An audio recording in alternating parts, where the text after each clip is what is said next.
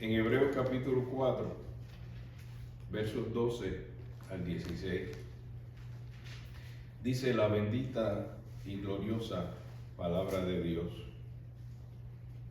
Porque la palabra de Dios es viva y eficaz y más cortante que toda espada de dos filos y penetra hasta partir el alma y el espíritu, las coyunturas y los tuétanos, y discierne los pensamientos y las intenciones del corazón, y no hay cosa creada que no sea manifiesta en su presencia. Antes bien, todas las cosas están desnudas y abiertas a los ojos de aquel a quien tenemos que dar cuenta. Por tanto, teniendo un gran sumo sacerdote que traspasó los cielos, Jesús, el Hijo de Dios, retengamos nuestra profesión, porque no tenemos un sumo sacerdote que no pueda compadecerse de nuestras debilidades, sino uno que fue tentado en todo según nuestra semejanza, pero sin pecado. Acerquémonos pues confiadamente al trono de la gracia para alcanzar misericordia y hallar gracia para el oportuno socorro. Padre bueno, te damos gracias porque tu amor es más grande que nuestro error y siempre podemos acercarnos confiadamente y pedirte perdón. Perdónanos y límpianos de todo mal para que tu presencia, oh Dios, pueda moverse libremente en medio de nosotros con tu Santo Espíritu, para que nuestra comunión entre los hermanos no tenga estorbo. Límpianos de todo mal con el poderoso gran sumo sacerdote, nuestro Señor Jesucristo, que nos limpia de toda maldad. Padre bueno, ten piedad de nosotros y haznos no solamente oidores, sino también hacedores de tu palabra. En el nombre del Padre, del Hijo y del Espíritu Santo. Amén. Esta es la palabra del Señor. Una palabra que es viva y eficaz. Si ustedes observan al ser humano, no tiene ningún otro recurso literario como este. Solo existe uno que le permite alcanzar una vida abundante y con propósito eterno. ¿Cuál otro libro hay que pueda ofrecer este recurso? Sí. Solo la palabra viva que Dios nos da y que es eficaz. ¿Y por qué es viva? Porque da vida. Es viva en sí por su vital poder en sí misma. La palabra de Dios dinámica, es vigorosa, es penetrante. ¿Usted se ha dado cuenta que hay tuercas que no salen? Entonces usted le echa que un penetrante para que se le salga el óxido y pueda salir, ¿verdad? Así hay cosas en nuestras vidas, el pasado, como óxido que no salen si usted no usa la sangre de Cristo, si usted no usa, invoca y confiesa la palabra de Dios en su vida, que penetra, es viva y es eficaz porque es más cortante, dice. ¿Por qué es viva? Juan capítulo 5, versículo 24. ¿Por qué es viva? Porque esa palabra proclamada, confesada, aceptada, creída de lo que Jesucristo es y hace, Juan 5:24. Esta es la palabra que a vida eterna nos puede dar. No es una vida temporaria. En Juan 4:24. 5:24. Dijo 5:24. Juan capítulo 5, verso 24. Y es importante observar quién lo dice. Algunas Biblias la tienen en rojo las letras, ya sabe quién es que lo está diciendo. ¿Y qué dice Juan capítulo 5, versículo 24? Que esta palabra es viva porque para que sepáis que el Hijo del Hombre tiene que... No. 5:24. Ajá, ¿qué dice? Juan capítulo 5, Versículo 24, ¿qué dice Juan capítulo 5? Versículo 24, dice así la bendita palabra de Dios. De cierto os digo. ¿El que oye qué? Mi palabra. El que oye mi palabra, ¿y qué más? No solamente hay que oírla, hay que creerla, dice. Y cree al que me envió, ¿qué tiene? No dice que tal vez tenga. Tiene vida eterna y no vendrá condenación, mas ha pasado ¿de qué? De muerte a vida. De muerte a vida. Por eso es que la palabra de Dios es viva. Y allí Jesucristo lo ratifica. Esta es una palabra viva porque donde usted cree y confiesa el poder de esta palabra que Jesucristo está dando. Por eso le digo, observen quién lo está diciendo. Jesucristo mismo dice, si ustedes oyen la palabra y la creen, ¿qué tienen? Vida. Y ya no tendrán condenación, sino que han pasado de muerte a vida. Sin Cristo no hay vida. Y él dice, el que recibe esta palabra y la cree, tiene. Por eso Hebreos 4:12 tiene todavía más sentido. La palabra de Dios es viva. Y es eficaz, ¿por qué?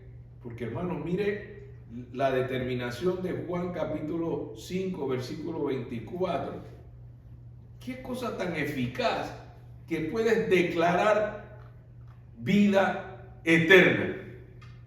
¿Cuánta eficacia? Recuerden que la diferencia de la eficiencia y la eficacia es el resultado. La eficiencia puede ser muy rápida, muy conveniente, pero la eficacia es el resultado. ¿Y cuál es el resultado de Juan 5:24? Resultado. Tiene vida eterna. Ya ha pasado de muerte a resultado. Eficacia. Funciona. Cumple su propósito. Eso es eficacia. ¿Qué les parece como la palabra de Dios se explica a sí mismo cuando dice la palabra de Dios es viva y eficaz y Jesucristo vino para demostrarnos cuán viva? Porque da vida. ¿Y cuán eficaz? Porque pasa de condenación, de muerte a vida. ¿Ven la eficacia de la palabra que dice el que la recibe y la cree?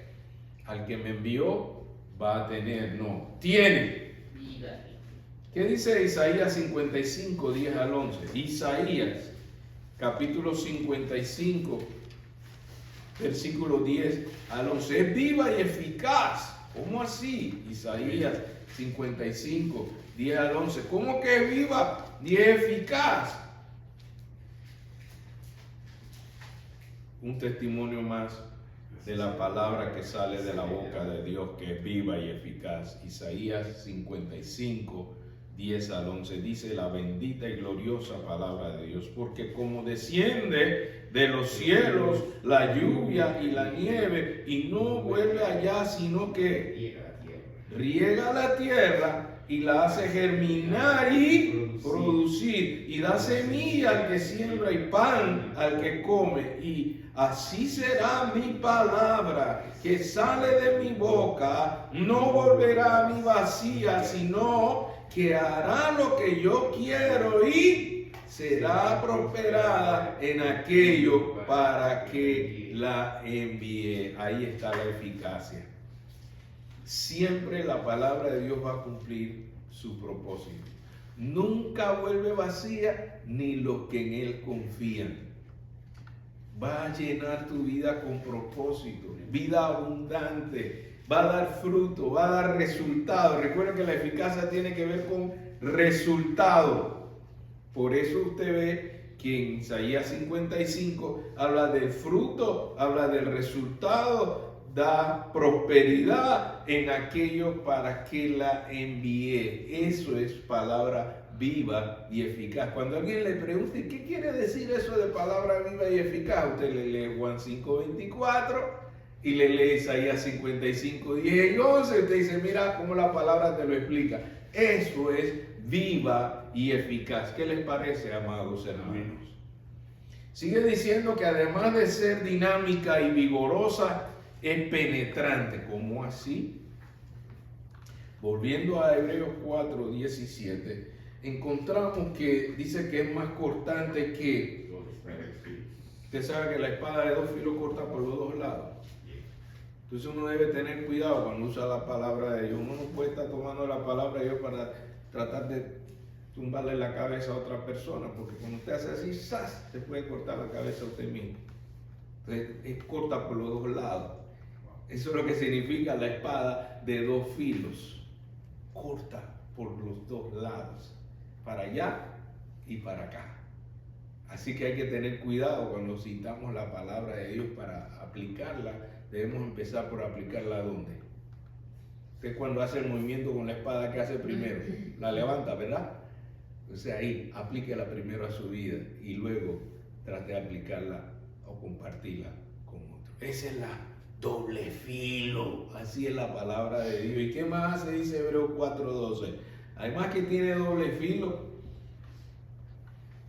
dice, y penetra hasta partir. ¿Y qué más? Y el espíritu. Usted ve que el cuerpo, el ser humano tiene tres, ¿verdad? Cuerpo, alma y espíritu. Y aquí está hablando de la parte espiritual y la parte emocional. Cuando usted empieza a estudiar la palabra a fondo, usted dice, ve que no menciona la parte física. La palabra de Dios no es para hacer un golpe físico. La palabra de Dios es ¿para qué? Para que trabaje en la área emocional, sentimental, nuestra alma. La palabra de Dios es para que corte. ¿Qué tiene que cortar, hermano? Malos sentimientos, malas emociones. Hasta partir eso, hermano. El único que puede romper eso es la palabra de Dios. Es Dios mismo. Es Jesucristo. Hay sentimientos que uno no quiere dejar. Hay emociones que a uno los perturban. ¿Quién puede penetrar y partir eso, hermanos? La palabra de Dios. Y la parte espiritual. El Espíritu dice a nuestro espíritu que somos hijos de Dios. Y el enemigo trata de acosarnos y acusarnos constantemente. Rompe con eso, con la palabra de Dios. Confiesa la palabra de Dios y rompe esa influencia del mal. Invoca la palabra de Dios. Y tú verás la eficacia que tiene para romper con todos esos malos sentimientos, para romper con esos espíritus afligidos. La espada del Espíritu de Dios penetra hasta cortar y partir el alma. ¿Qué más dice que penetra? Allí dice las coyunturas, las uniones de los huesos, de las extremidades. Esas son las coyunturas. ¿Y qué es los tuétanos? Es la médula semigrasa que hay en los huesos. Hay cuchillos que no cortan más que el pellejo. Hay cuchillos que solo llegan hasta cortar la carne. Pero hay cuchillos que pueden cortar hasta el hueso. ¿Sabía usted eso? Así es la palabra del Señor. Dice, tan filosa que puede llegar a esa parte que se conoce como el tuétano, que es el líquido que hay en los huesos semigrasos. Eso es el tuétano. La palabra de Dios puede hacer eso. Por eso habla de coyuntura y habla de tuétanos. Un filo tan tremendo que puede llegar a la médula de los huesos. ¿Qué le parece la eficacia de la palabra de Dios? Por eso habla de viva y habla de eficacia, por la calidad de penetración. Yo no sé si ustedes se han dado cuenta cuando usted se sienta con la palabra de Dios, llega a lo más profundo.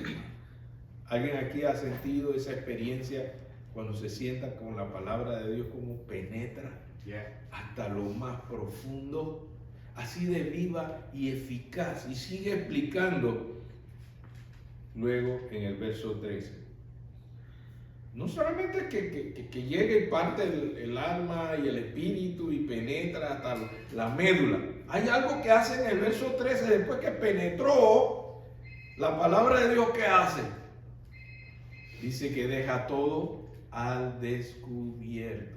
Hermanos, esa es una de las razones por qué los siervos de Dios le explicamos al hermano. Usted no se preocupe tanto que si los hermanos lo vieron o lo vio el pastor. No. ¿Qué te dice la palabra de Dios? ¿Sabes por qué? Porque en el versículo 13 te está explicando lo de tu relación con Dios. En esas partes profundas, secretas que tú puedes tener. El verso 13 te lo explica mejor. Esa penetración, hasta dónde te lleva. Verso 13 te lleva a... Y no hay cosa creada que no sea manifiesta en su presencia. Antes bien, ¿cuántas cosas dice allí? Todas las cosas están como desnudas y abiertas ante los ojos de ¿quién? De aquel a quien tenemos que dar cuenta, a la auditoría de Dios. Cuando Dios pasa revista, te empieza a señalar la palabra. Por eso él dice, esta palabra es la que os juzgará, esta palabra es la que os condenará. Y uno dice, ay, pero yo pensé que yo tenía mi secreto bien secreto. Para Dios no hay secreto. Dios lo sabe todo, Dios lo ve todo. Y dice, miren lo que penetra la palabra de Dios, hermano. Dice que llega a la profundidad de que el salmista llegó a decir, ¿y a dónde voy a huir de ti, Señor? ¿Quieren escuchar la experiencia del salmista cuando él sabe esa mirada tan penetrante de su palabra?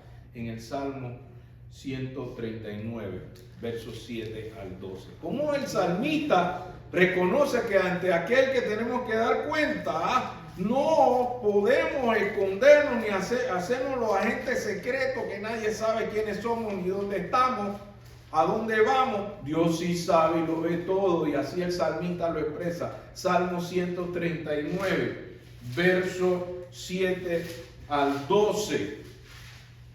Así sabemos que la palabra de Dios nos revela que quedamos al descubierto, que quedamos desnudos ante aquel a quien tenemos que dar cuenta. Salmo 139, versos 7 al 12. Amén. ¿Cómo nos mira Dios de tal manera que no hay, oye, poder esconderme aquí debajo del púlpito? Poder ir a un rincón donde nadie, ponemos a Dios a contar hasta 10 a ver si nos encuentra. El salmista dice, ponga cuidado, Salmo 139, 7-12, si podemos jugar a la escondida con Dios. ¿Qué dice el Salmo 139, versos 7 al 12? Dice así la bendita palabra de Dios. ¿A dónde iré de tu espíritu? ¿A dónde huiré de tu presencia? Y si subiera a los cielos, que use un cohete de esos espaciales,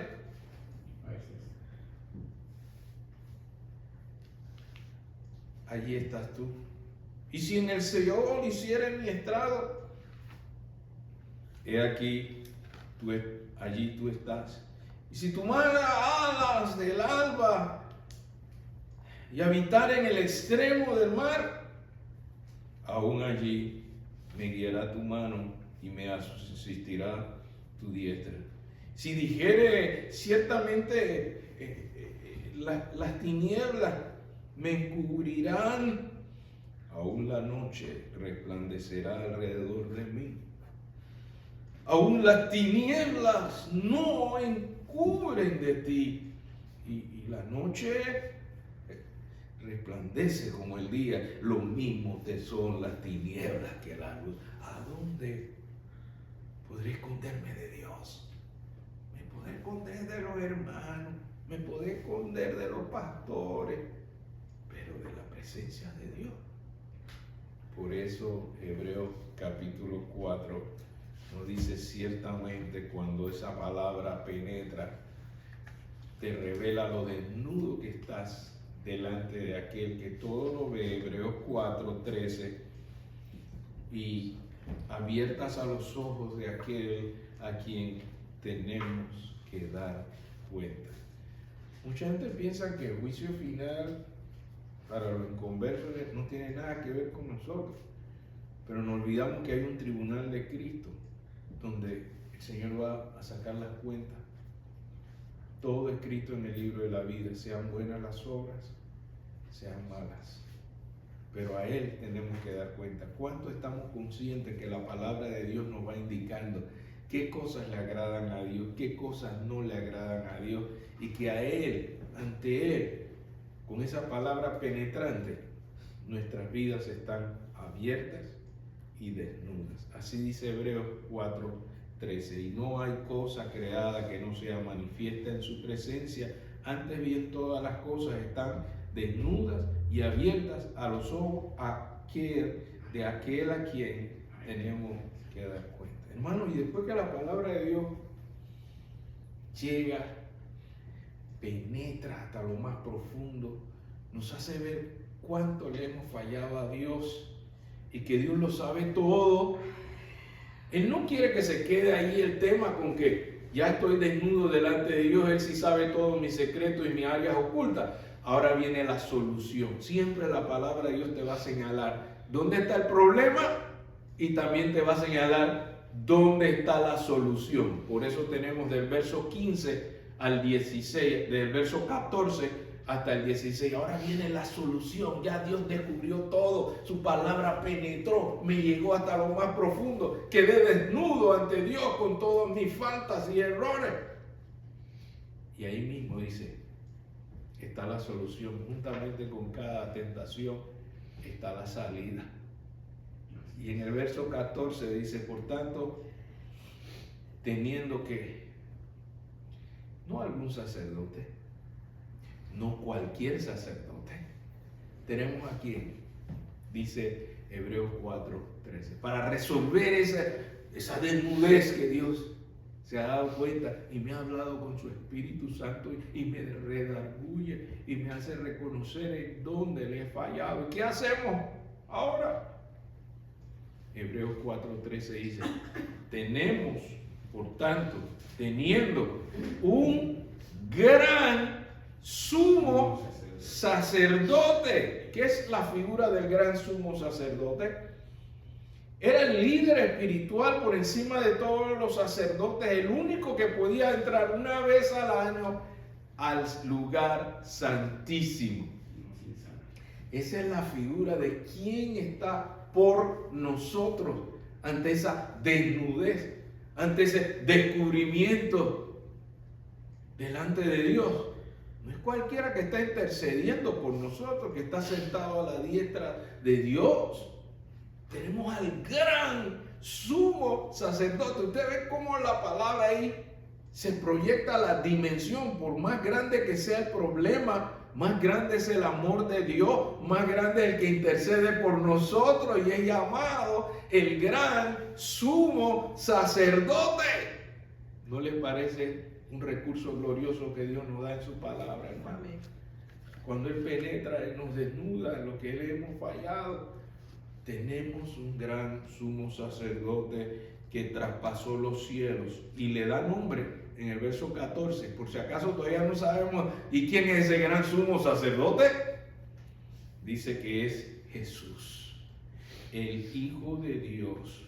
Por tanto, retengamos nuestra profesión, nuestra confianza plena en Él, nuestra profesión de fe, que creemos que Él puede donde nosotros no podemos.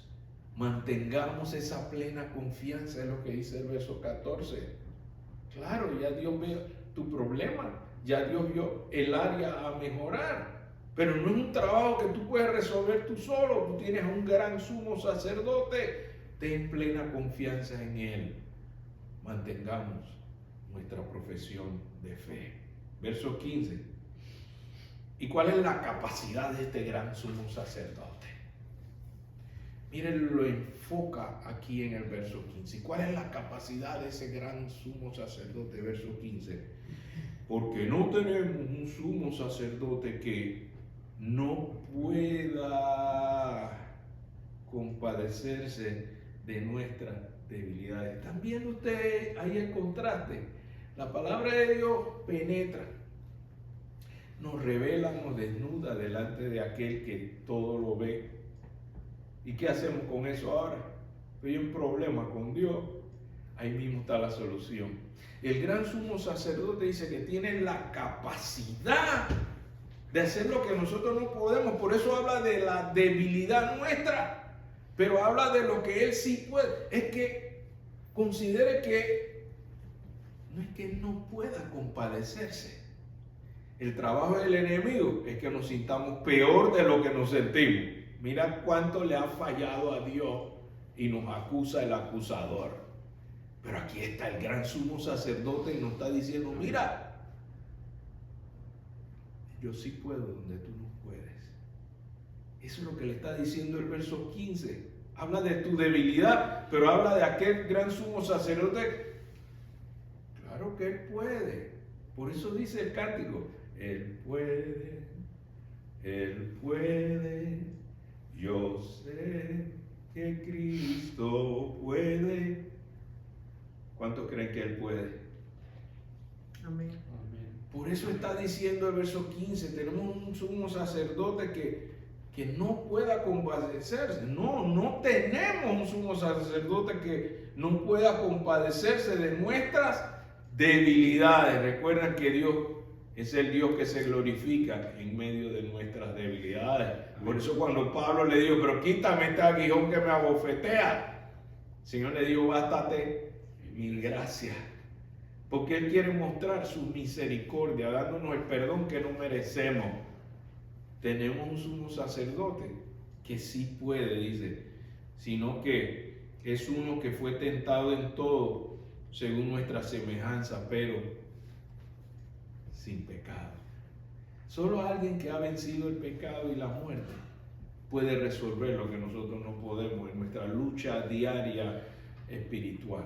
Ya cuando el Señor nos ha señalado, aquí este es el área que debes resolver, permítele a Dios, al sumo, al gran sumo sacerdote, que resuelva esa parte que nosotros en nuestras debilidades no podemos, pero Él sí puede, porque lo que es imposible para el hombre, para Dios no hay nada imposible. Así que no hay nada que Él no pueda compadecerse. Entonces, ¿qué hay que hacer? Verso 16.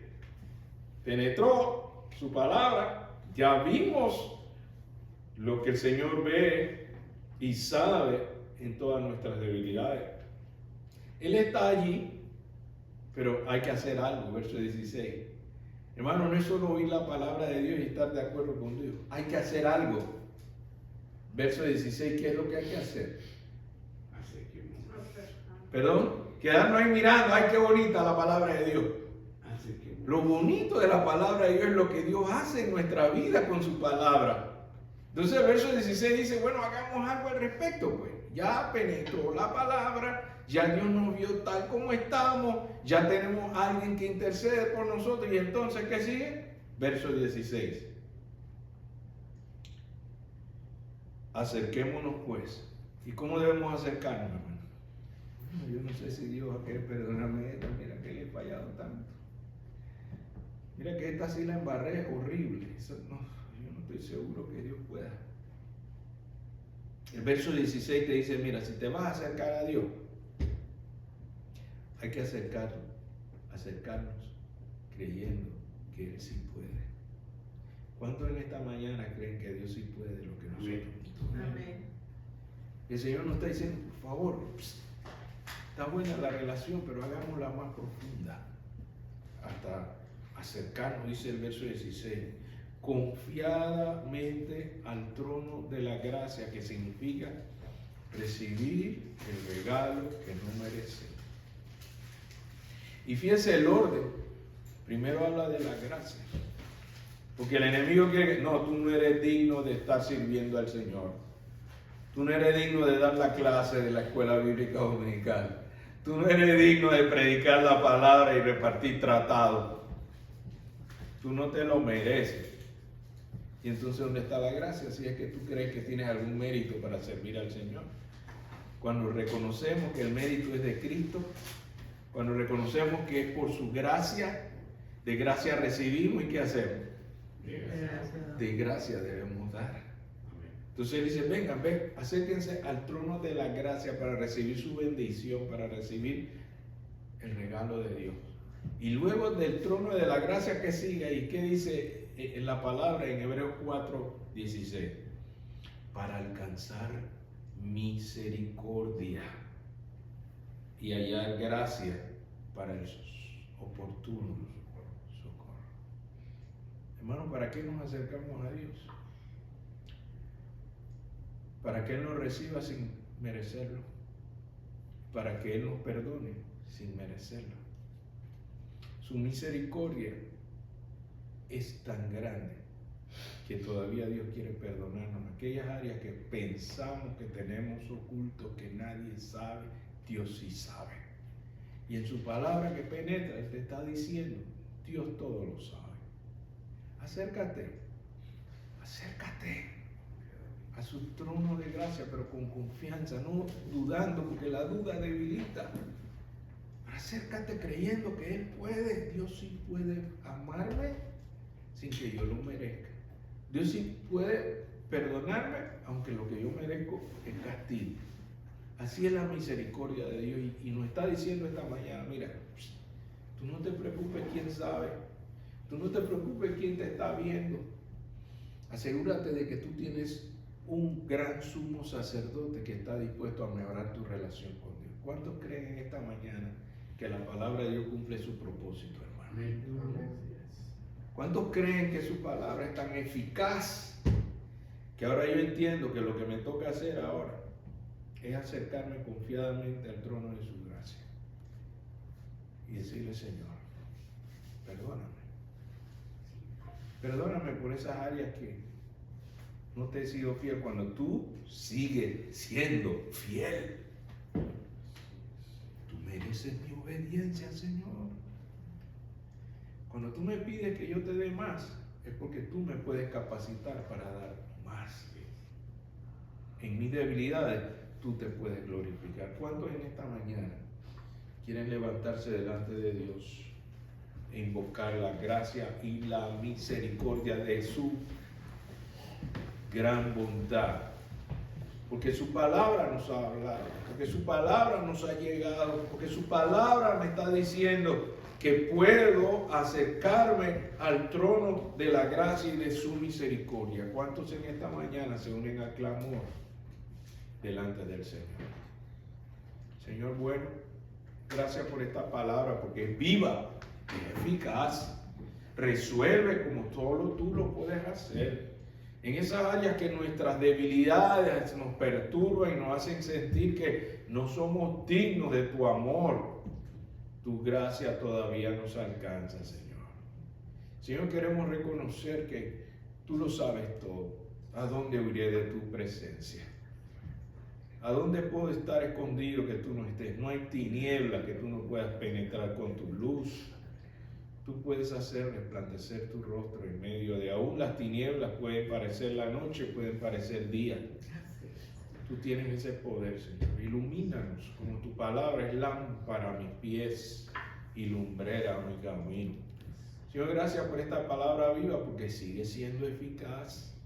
Todavía, Señor, nos mueve hasta lo profundo de nuestra alma y de nuestro espíritu. Señor, te damos gracias porque tú nos invitas a acercarnos. Acerquémonos pues a aquel que nos puede amar y perdonar, aun que no lo merezcamos. Señor, en este día nos acercamos confiadamente de que aquel que empezó la buena obra la ha de perfeccionar hasta el día de nuestro Señor Jesucristo. Te invocamos en el nombre del Padre, del Hijo y del Espíritu Santo. Amén. Amén. ¿Cuántos han sido bendecidos en este día?